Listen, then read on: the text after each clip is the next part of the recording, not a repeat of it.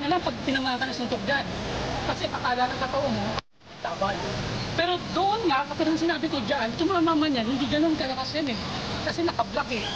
Ngayon, kung hihinto ka na, tapos ka, then may kasunod yun. Pero kung umatake ka, boom, panalo ka. Diba? So, ngayon, ano yung drills nyo buong week? Bukod sa night, yung night natin yung nakaraan, di ba yung palitan na ganyan, yung design, hindi, bahala kayo kung i-edit nyo. Pero ang gusto kong gawin nyo next week, yung palitan, yung sa night nyo.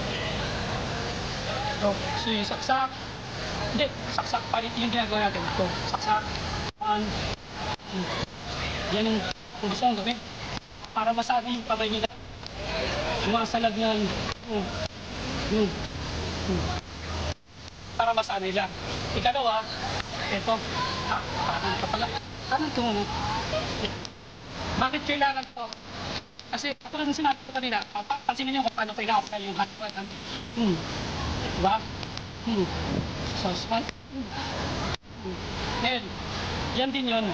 Pag-aralan nyo kung paano nyo-apply yung knife sa hantuan. Pagsunod. Diba? Sunod. Pero pag ganun,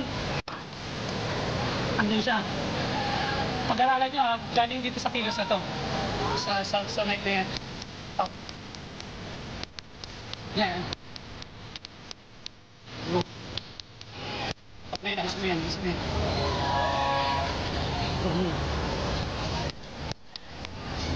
Sige, sira ako po.